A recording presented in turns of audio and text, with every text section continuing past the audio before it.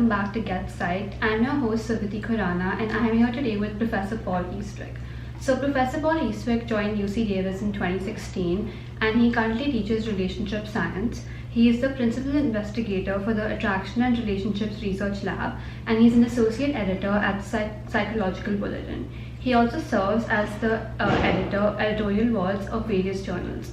And essentially he investigates how people initiate romantic relationships and psychological mechanisms.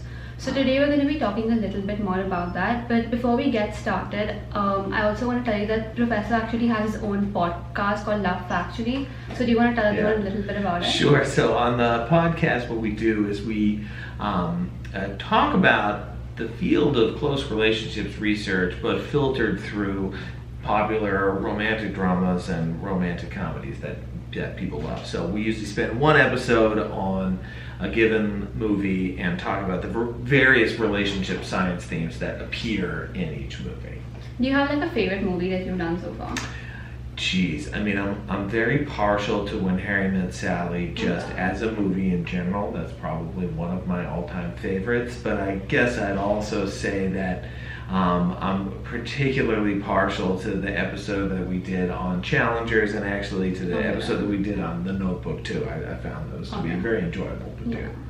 Because I recently saw Challengers and I found it to be quite interesting. Like the movie wasn't what I was expecting at all. Yeah, right. There's a lot happening in that movie. That's interesting to think about.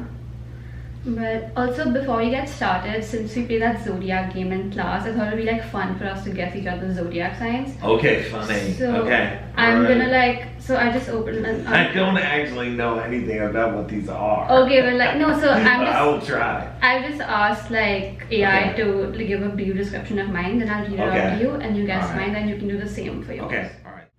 So Dash are often stereotyped as charming social butterflies who prioritize beauty and harmony. They are seen as people pleasers, sometimes perceived as superficial or indecisive due to their desire for balance and avoidance of conflict.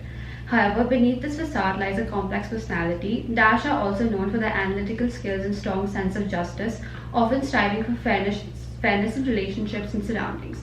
This duality makes them intriguing yet misunderstood figures in the zodiac. Okay, I mean, I guess I'm just gonna guess Libra. Yeah, you're right. Because balance and justice and things. Okay, that's pretty good. Sounds like it. Okay, now you can just put yours. Okay, all right. So where am I entering it? Backspace it and then put yours, and then you can just press enter. Oh, I see what it's doing. Okay, I hit go. Okay. Blank is often stereotyped as the steadfast and indulgent sign of the zodiac. Known for their love of comfort and luxury, blanks are seen as sensual beings who appreciate the finer things in life, from gourmet food to beautiful surroundings. This sign is also characterized by its determination and stubbornness. Once a blank sets its mind on something, they pursue it with an unwavering focus. Okay. Is it Taurus? It is Taurus. Oh my god. Very good. Oh wow. We both got it right. Okay, so I'm gonna get started with the questions. So the first question is related to what we discussed in our class, because I thought it'd be good for everyone to just know a brief thing. But how much do relationships matter compared to other known predictors of health? Yeah, it's a great question. So I think people can easily rattle off the healthy things they know they're supposed to do in life, right? Smoking, drinking, get vaccinated, take care of your cardiovascular system and exercise. But it turns out that although all of those predictors are important, having close, meaningful relationships as a predictor of health and mortality is actually bigger than all of those.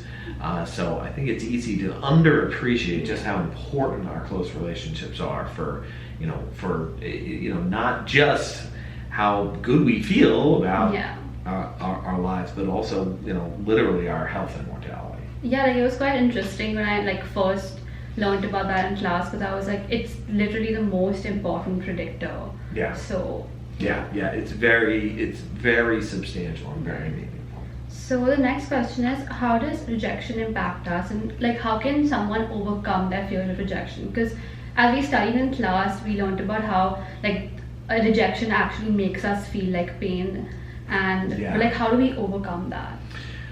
it's tricky, and it's not usually something that can be like solved either overnight or with grit and determination. That early rejection experiences or repeated rejection experiences feel like they sensitize us to the possibility that those experiences are going to happen again. Probably the factor that is best able to help people get over rejection experiences are other kinds of close relationships. Now the thing is, it doesn't always have to be the same kind of close relationship. So people who've had a lot of rejection experiences romantically can still find that the right kind of close friendship or family relationship can help them get work through any kind of rejection sensitivity. I mean, honestly, it's like part of the logic of therapy too. It's like the reason you have a therapist with another person is because they enact scenarios that would make you feel rejected in another context, but then the therapist doesn't reject you, and that helps people to overcome those things. So relationships are like the things that help us with other relationships. It just doesn't have to be the exact same relationship type. Okay, got it. Then can you tell us a little bit about that like college experiment that we learned about where women and men were approaching people on campus? Yes, this is classically called like the 3-question study, or the I've noticed you around and I found you very attractive study, where what the researchers did is they hired Confederates to go around to different places on campus and randomly approach people and ask one of 3 questions, either would you go out with me tonight, would you come back to my apartment tonight, or would you go to bed with me? And what they found was that men and women were kind of 50-50 on the like, would you go out with me tonight? I think these were, generally speaking, like pretty appealing Confederates that were used in the study. But when they asked people, would you like to go to bed with me, you see this massive gender difference emerge, where the men are far more likely to agree to this request than the women are. Like, have you ever thought about like recreating this on like campus? Well, I haven't thought about doing it here exactly. Okay. There are many replications of this study that have been done in different places throughout the world and in different kinds of settings. There are also replications too that ask people to talk about times in their life where this has actually happened to them, and whether it was somebody they knew or somebody they didn't know, and you find all sorts of interesting moderators there. The gender difference is still there, but the gender difference is really exaggerated when it's strangers. That is really the case that makes the gender difference the largest. Then can you tell us a little bit about like how important it is for someone to be attractive, like when you're choosing them to be your partner? Well, it's tricky because people want to feel like somebody that they're in a dating relationship with or a romantic relationship with. It is usually pretty key for both partners to feel like I am attracted to this person. I find this person very attractive. It, in that sense, is one of the strongest predictors of things like romantic desire, wanting to go on dates with somebody, etc. But that doesn't mean that it's a perfectly consensual judgment.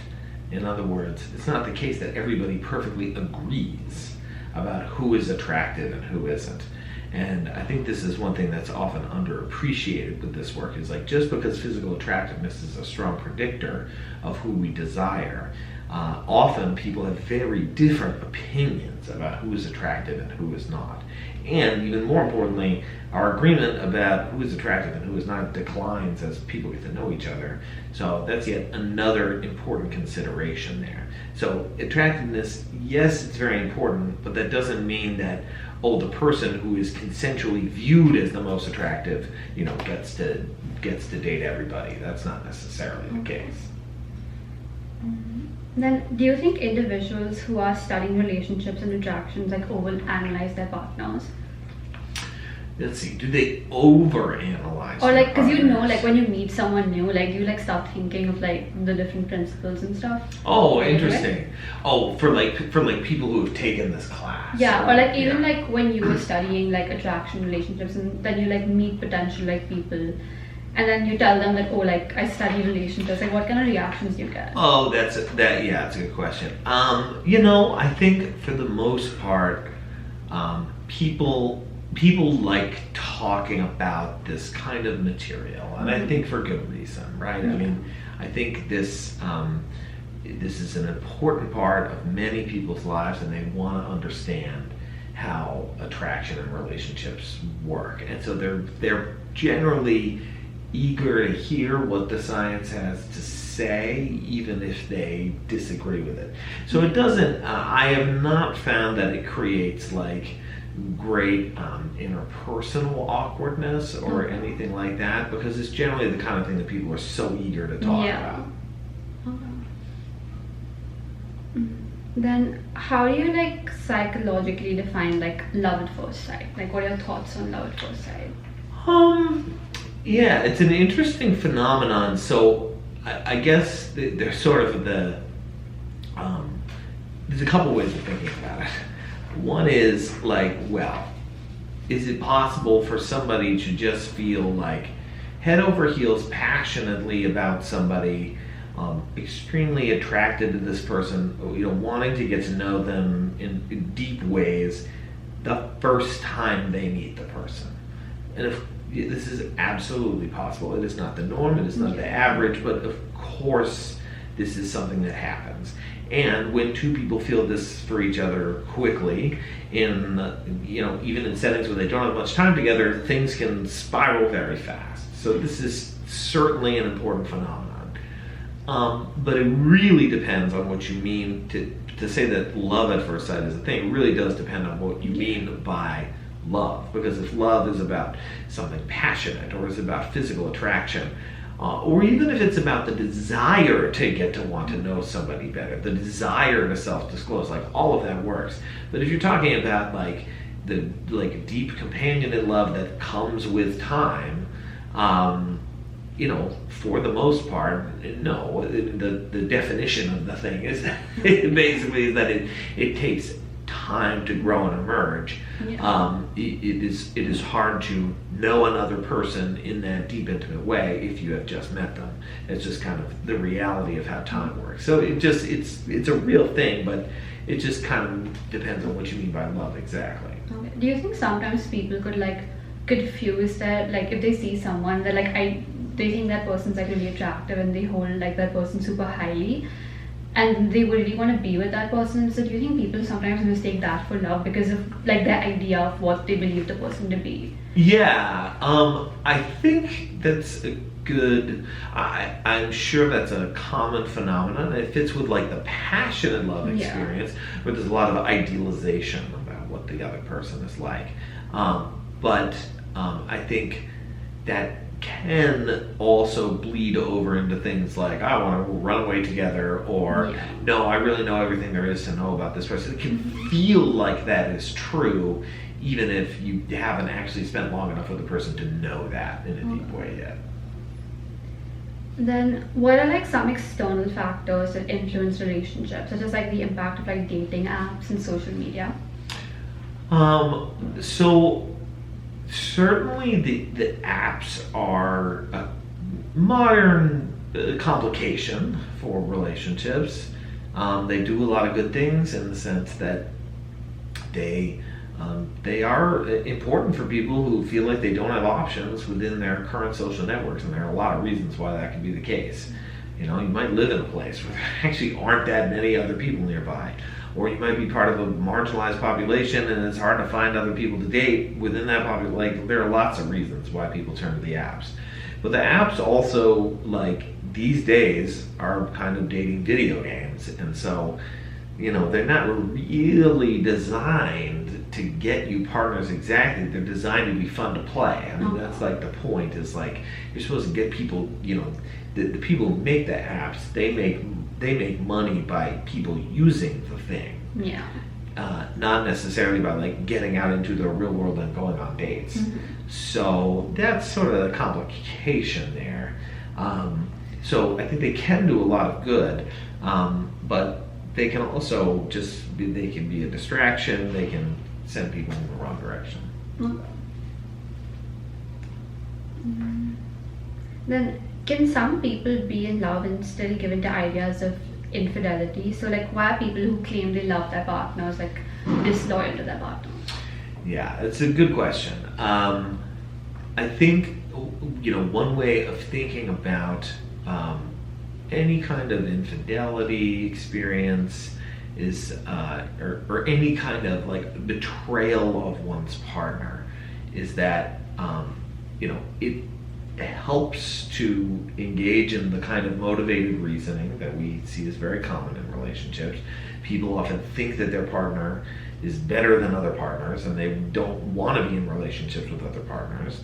They have various defense mechanisms to prevent them from looking at other partners. But when other partners get through those defenses, it doesn't necessarily mean that like you didn't love your partner at all, or even that you didn't love them enough. But it usually is an important opportunity at a minimum to reevaluate what it was about the relationship that put you in a position where you had committed the infidelity in the first place.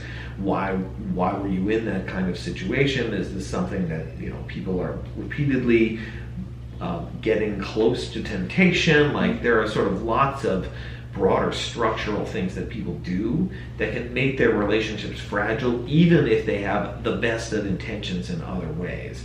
So this is sort of part of what's worth interrogating, I think, in those situations.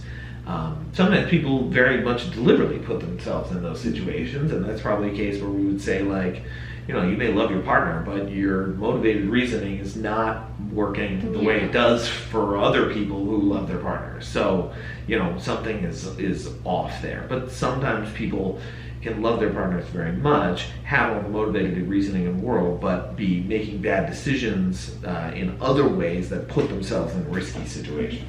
And do you think there's like a moral difference if like people cheat normally versus like if people cheat when they're like under like the influence of like alcohol or like drugs?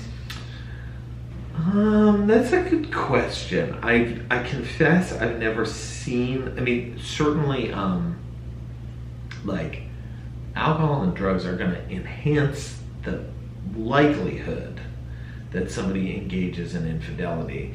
But I think in some ways maybe that's like one example of what I mean by like these are the kinds of like risk factors that people might willingly engage in, where they're putting themselves in a situation where it's more likely to happen. Many people, because they have those defense mechanisms, would not wish to put themselves in that situation in the first place, I guess. It's one way of thinking about it. So all of these things are kind of tied up together, and I don't like it, I wouldn't call it like it doesn't strike me as two different things, I guess. Okay. Yeah. Then there are some unhealthy traits common in modern relationships that like people consider attractive, such as controlling behavior or being aggressive. Like, why do you think that like people find that attractive? Oh, why do some people find it attractive to be controlling and like aggressive? Oh, I suspect that in most cases they don't. That is, people can be in relationships where one partner is controlling and one partner is aggressive, and that isn't because they like those attributes in their partner. They might excuse those attributes. They might compartmentalize those attributes, say that, oh, no, it's not as big a deal. I don't really see that. That doesn't really bother me. But I don't think that means that they like those attributes in their partners the same way. I mean, this is not to say like it's not impossible, but I'd expect not. That we generally want our partners to be not aggressive and not controlling, but when they are, people tend to excuse those things and compartmentalize them to make them seem like not a big deal. What are your thoughts on like hookup culture? Do you think that like in today's generation, it's harder for people to be in relationships because a lot of people are prioritizing like short-term flings? So I know that this is a common sentiment. Okay. That hookup culture has changed, and relationships today have changed in ways that make them different from the relationships of prior generations. And certainly you sort of have to be willfully blind to act like college students today are living in the same environment as like, let's go like get a soda dates of the 1940s and 1950s. At the same time, the evidence that the nature of dating has changed dramatically, other than the use of apps, that is a change, but other than that, the evidence actually isn't great, one way or the other. Like, the average, you ask college students today, if I were to ask UC Davis students today, what percentage of people are involved in a committed relationship? And I bet if I'm asking, in the spring of a given year, it's going to be 45%. Oh. And how long has that relationship been? 18 months. And my suspicion is that would have been true 10 years ago, and that would have been true 20 years ago, and that would have been true 30 years ago. Is the nature of dating different? I'm sure it is. Do people do different things? I'm sure. But my sense is that people still get involved in committed relationships at about the same rate.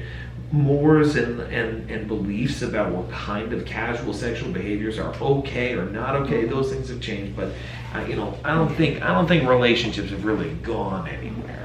That's interesting because I feel like in like the media and a lot of shows, they don't show a lot of like committed relationships, and like they do show them, but they show like a lot of cheating and like people having multiple partners. So they show a lot of different kind of relationships now, and like I think hookup culture is also showcased now, which might like get people to believe that it's and look, it's possible that the right kind of data just haven't been collected or haven't really been totally analyzed yet. But my suspicion is that the technology changes, certainly the maybe the behaviors change or the terms change, but the basic nature of relationships actually hasn't changed that much, at least in my lifetime. That there are that people are attracted to each other or not. People want to like hook up, but not much more than that. Some people are really into each other and they want to be committed to each other, and that there's this whole wide gamut of possibilities. And most of the time people are just like kind of trying to figure it out. I know that there are alternative perspectives on this. What I find most compelling, or at least intriguing, is the idea that some students these days feel like they have to resist the temptation to want to be more intimate, to want to engage in real self-disclosure. To the extent that is like happening on a large scale, that's unfortunate and a major, that is a major disappointment that people are missing out on that.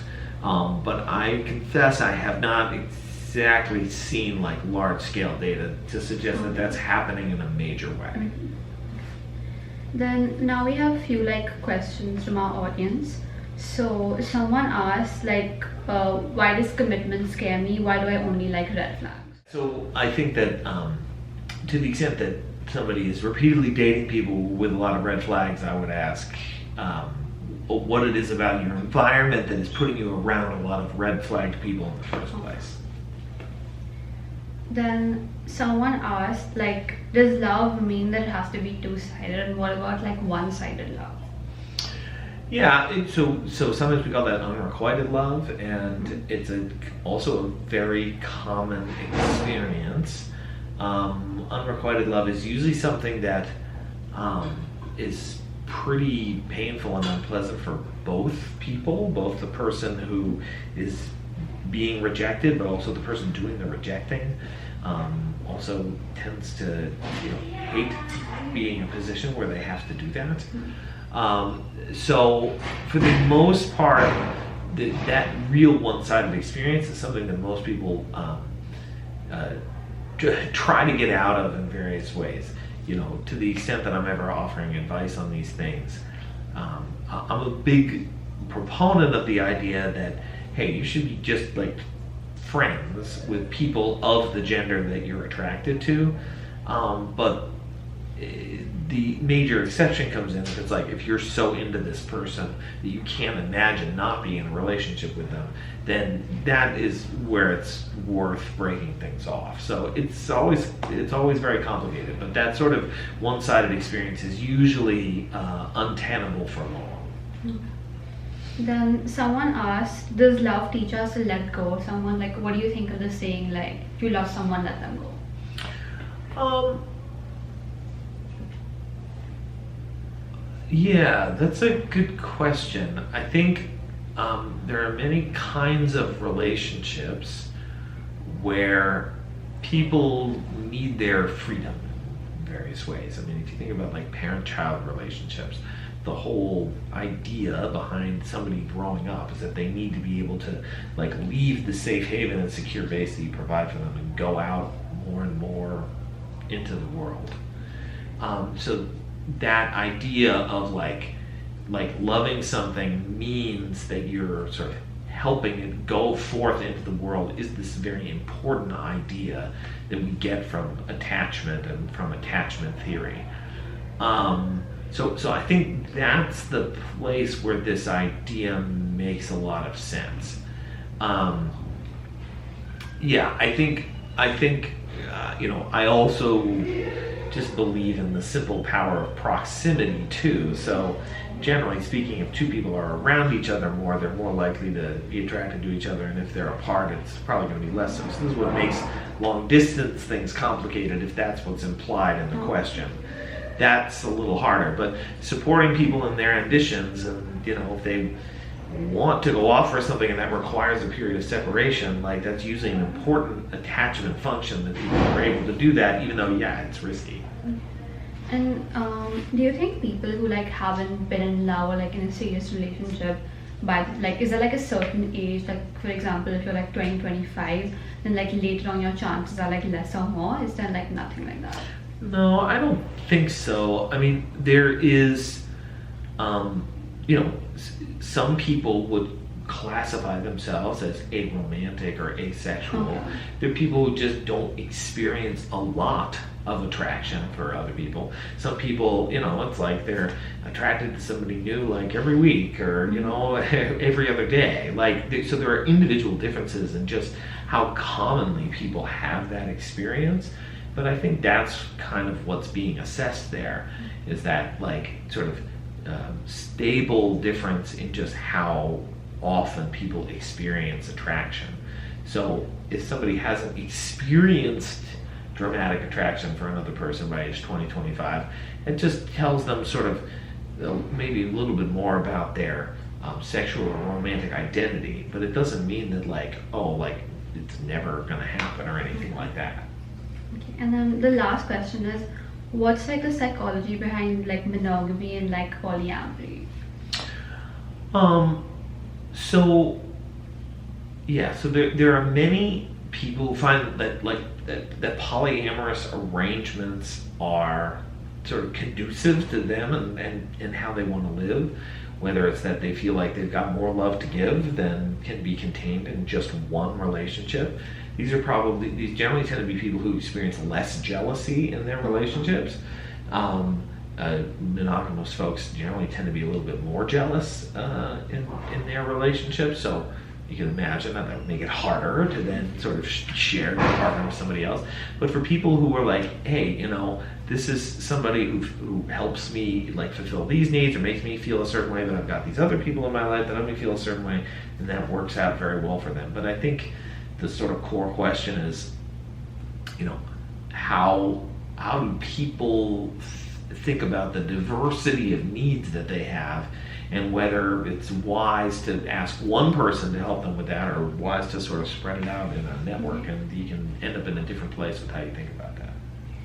And sorry, there's just one more question. But so like, you know how certain people like the chase of a relationship, and then like once they get the person, they get bored. So like, what are your thoughts on that? Like, does dopamine have like a role to play in that? And yeah, I mean, that's a good way of thinking about it. You know, that there is something exciting about the early phases of a relationship, and that you're going to find that some people really enjoy that. Yeah. But again, you know, my general sense of these things is not that means that those people are like unable to commit, or that there's something sort of that will fundamentally prevent them from being able to commit to another person. It's just they probably really enjoy that part of the process, those exciting early stages, and they miss it when they're not in it. For those kind of people to like commit and settle down, it means they've got to get in a relationship that they want enough that they're willing to forego the other chases in the future. Okay, so that was the last question. I want to thank you so much for like taking out the time to like be on this podcast. No problem. Do you have like any like last words you want to leave the audience with? No, I mean, I guess the last, but yeah, parting wisdom is simply that, you know, whenever, with all things relevant to relationships, like these things are obviously very meaningful and impactful in people's lives, and there are ways of understanding relationships that use data, that use empirical methods. I mean, I'm a psychologist because because I like using data to understand these things, and it's like a way of seeing the world that I think makes a lot of sense. Okay. Thank you. All right, thank you.